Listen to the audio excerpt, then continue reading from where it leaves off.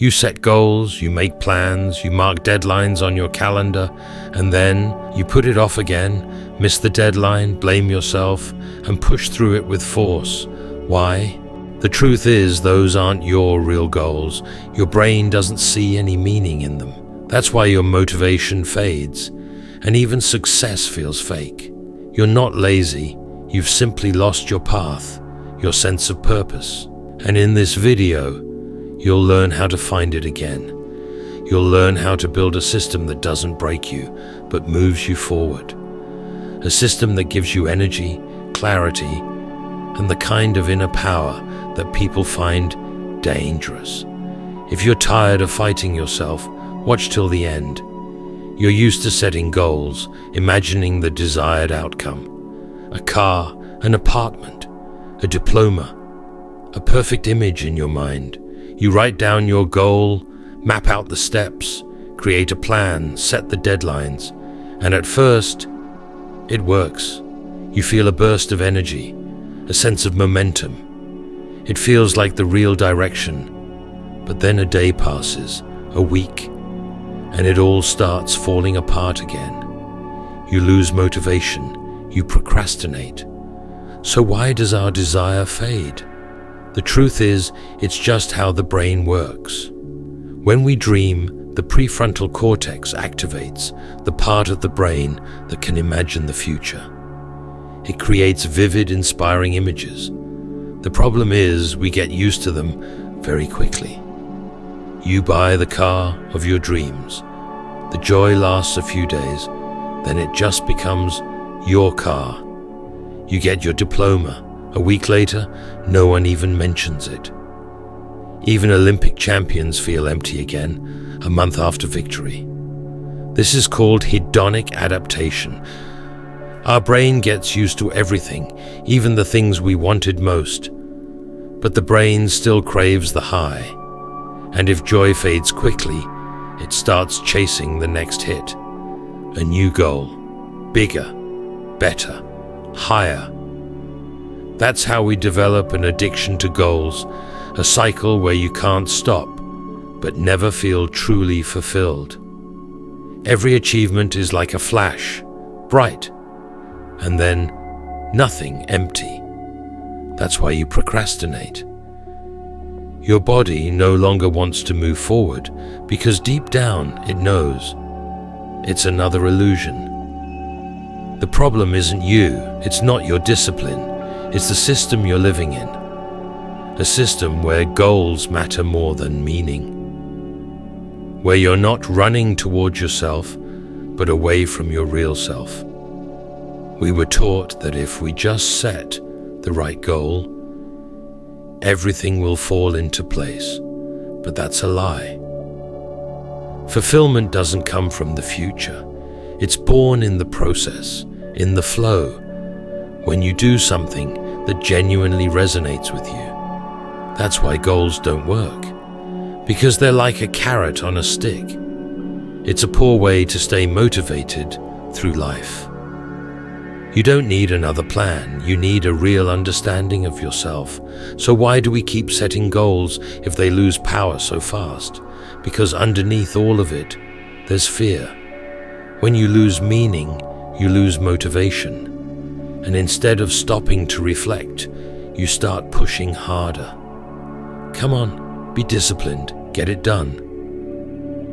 You fill your calendar, try time management tricks, force yourself to stay on track, but the more pressure you apply, the worse it feels. You start living in constant expectation. When will I finally start? When will I succeed? Everything becomes tense and urgent. And even when you finish a task, there's no satisfaction, just not bad. But if you fail, you feel guilt, frustration, and shame. That's the real danger of goals. They create fear. Fear of failing, fear that you'll fall off track again, that you're weak, not good enough. That fear becomes paralysis. You can't begin. Not because you're lazy, but because you're under too much pressure. Your body resists, you delay, then blame yourself, and the cycle continues. Most productivity tools only make it worse. Strict routines, more control, tighter rules. They're all built on one idea, that you can't be trusted, that you're broken and need fixing. But if you're already procrastinating, those systems just add stress. Instead of energy, you feel tired. Instead of confidence, you feel like a failure. That's why you don't need more control. You need reconnection. You need to come back to who you really are, what you truly want, what gives you real energy. That's the beginning of transformation, not control, but awareness. Awareness that procrastination doesn't mean you're broken. It doesn't mean you're lazy or weak. It often means you're emotionally overloaded. You've been under so much pressure and anxiety that your brain simply shuts down. It's a defense mechanism. Or maybe it's that you don't feel real purpose in what you're doing. The goal might be there, but it's not yours. It doesn't light you up. It doesn't give you the feeling of, this is my path. That's why you don't move forward.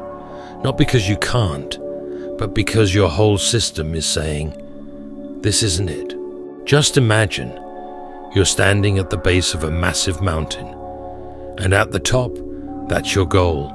Career, success, a new project, but there's no trail, no direction, no idea where to begin. You're not weak, you're just lost, and you don't need more pressure. You need a way to find your path. That's why you keep climbing, scratching your hands bloody on the slope, sliding back down. And in the end, you lose faith in yourself. This is why goals often don't motivate. They feel distant, disconnected from reality. They create pressure, but give no real sense of progress or joy from the journey. Now imagine a path appears in front of you.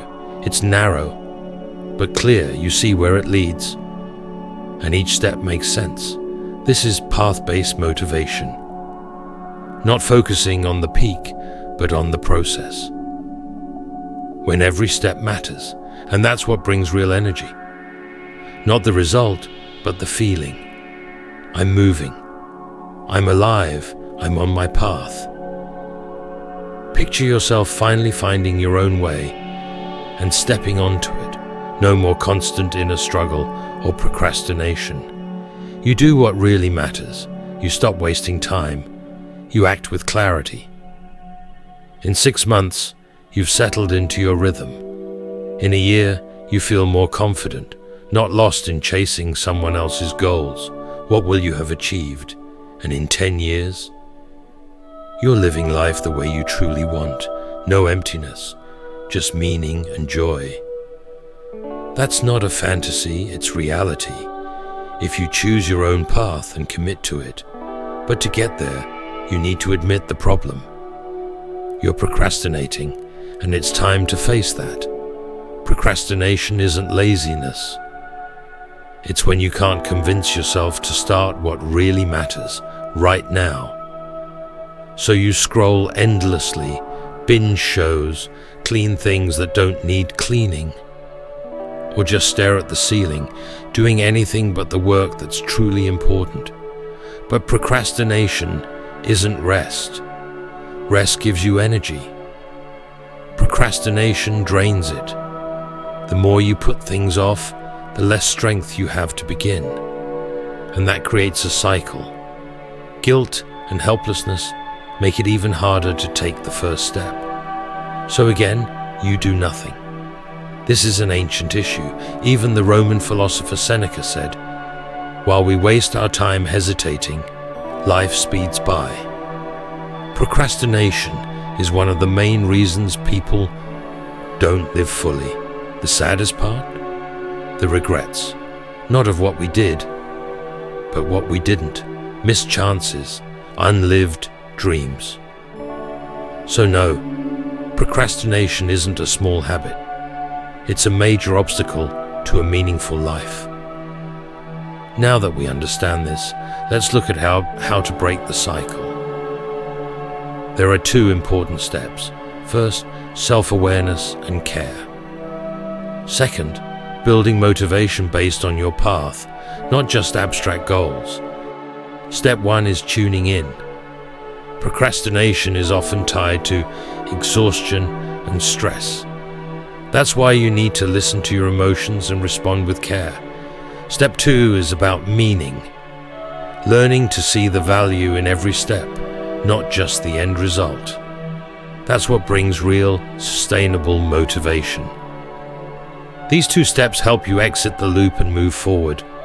The first part of inner freedom is becoming aware of your emotions. You can't change your life if you ignore what you truly feel. And that includes emotions we label as bad: anger, frustration, sadness, fatigue. These aren't problems, they're signals. Signals from your body that something needs attention. But we're often taught to suppress these feelings. Be strong, be patient, be pleasant. But patience without self-awareness creates inattention. And repressed emotions don't disappear, they build up. Eventually, they leak out through procrastination, burnout, irritability, or even illness. Negative emotions aren't the enemy. They're like cold air that reminds you to put on a coat. If you ignore them, you suffer more. Pretending everything's fine while you freeze inside just doesn't work. The first step is to notice. This makes me uncomfortable, this angers me, this scares me. Then ask yourself, what's really going on? Why do I feel this way? What triggered it? Not all triggers are equal. A noisy neighbor and someone violating your boundaries are two very different things. Learn to sense the intensity of what you feel, so you can respond wisely. Sometimes just noticing is enough for the emotion to ease. Other times, you need to act, either by changing the situation or by caring for yourself through it. That's where emotional maturity begins. Not ignoring feelings, but responding to them intentionally and with compassion. To start working with your emotions, begin by observing. Track what you do each day, what gets done, what keeps getting postponed. Use a simple journal. Log your tasks, mark what went well and what slipped. Don't judge, just notice. You'll soon start seeing patterns. Maybe you always delay conversations with certain people or avoid certain types of work. Ask why.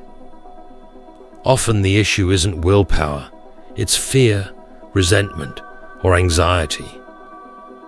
Observation helps you uncover the truth. It's not control, it's self-honesty. And that's the foundation for acceptance and growth. Once you learn to observe, take the next step. Respond with care, not criticism. Psychologist Kristin Neff calls this self-compassion. Being your own ally, not your harshest judge. It's not self-pity. It's a healthy, grounded form of inner support and respect. There are 3 main principles to remember. First, treat yourself with kindness. When something goes wrong, don't say, "I failed again." Say, "Yes, this is hard, but I can get through it. I can take the next step." That shift in tone matters more than it seems. Second, recognize that you're not alone. Everyone struggles. Everyone feels lost sometimes. Your pain isn't unique, it's human. When you accept that, it becomes easier to stop comparing yourself and start appreciating your own rhythm, your own life. The third principle is awareness. It's the ability to notice your emotions and experiences without running from them and without being overwhelmed by them. You see the pain or anxiety and calmly decide what to do next. Self-care isn't about escaping burnout in a bubble bath. It's about restructuring your life so it doesn't feel unbearable. Real care begins with being able to stay with yourself, honestly, warmly, and supportively. When someone starts caring for themselves consciously, the next important step is finding a steady inner anchor, something that gives their days meaning and forward motion. This is where path-based motivation comes in. It's not about shoulds or success. It's the feeling, I'm doing something that resonates with who I am. Unlike goal-based motivation, where the focus is on the result, path-based motivation means living the meaning in the process. It's not just about moving towards something, but living in alignment with what really matters to you. This type of motivation runs deeper, lasts longer, and brings greater satisfaction. It creates a sense of inner wholeness. You're not forcing yourself, not chasing someone else's expectations. You're walking your own path. Take a teacher, for example, someone who's been in the classroom for years. They're not doing it for praise or bonuses. They see how children start to understand, to discover, to shift how they see the world. And even when it's hard, they know, this is my work. Every day carries meaning because they are rooted in a path that matters to them.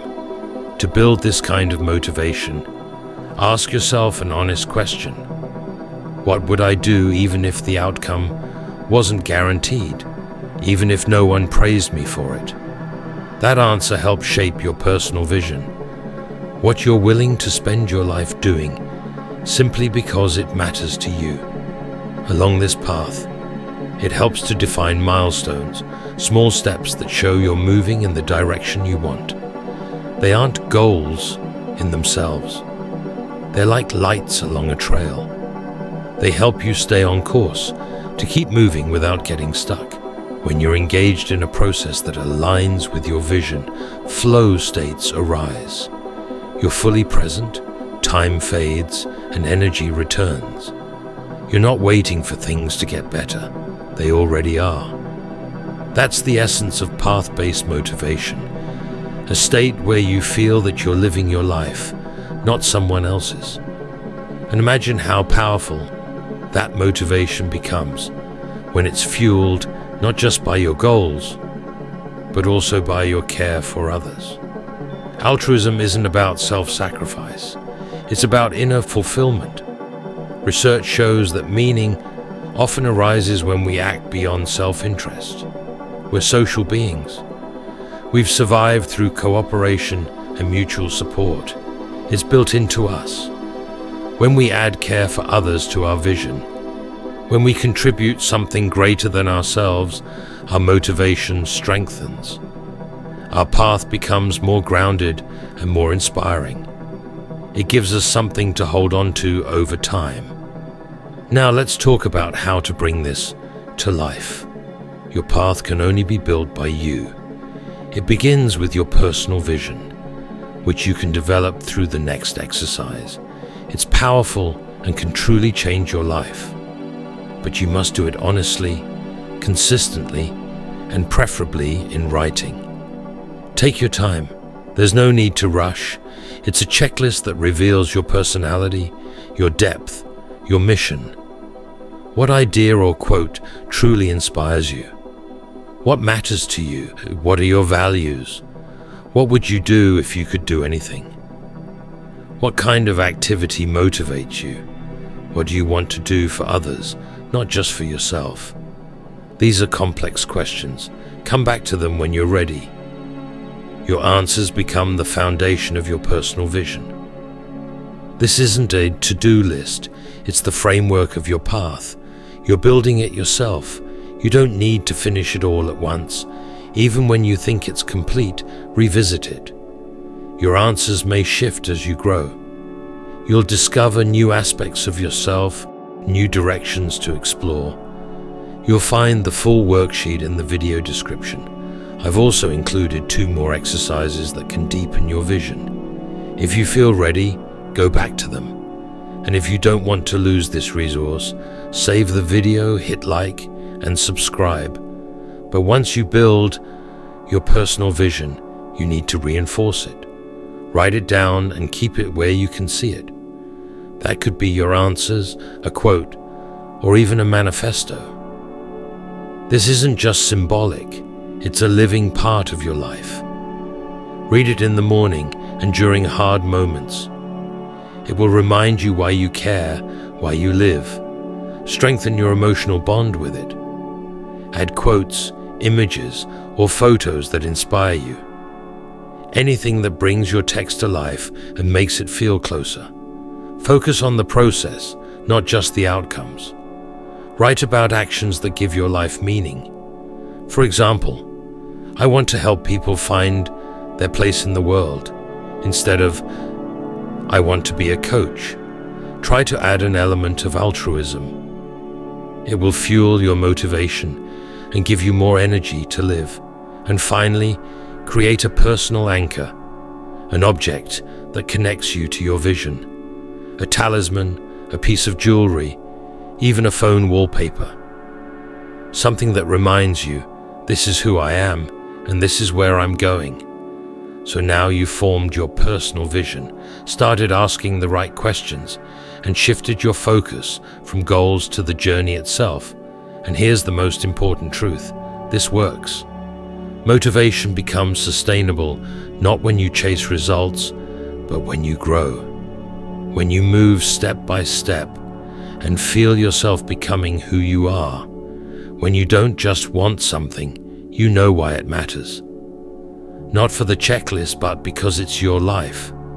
Procrastination, fatigue, the sense that nothing excites you. They don't vanish because you push through. They fade because you stop living by someone else's rules. You start listening to yourself. It takes honesty, it takes time, but it's worth it. The path won't always be straight, it won't always be easy, but it is yours, and that makes it powerful. It gives you energy, even when things go wrong. It doesn't rely on praise or speed. Every step is you. Every insight is about you. That's where the meaning is. So don't stop. Keep exploring, keep working with yourself, and support that part of you that wants to live more deeply and more honestly, because this is the path to lasting motivation and to true inner strength. If you're ready to keep going and you've already done the exercise, let us know in the comments. We want to hear about your progress. Subscribe and hit like so we can continue exploring self-awareness and inner strength together. And share this video with someone who might need it. You've already stepped onto the path of personal growth. Don't stop now. Watch our next video. It might hold the answer you've been looking for. Free your mind, face the truth, reclaim your power,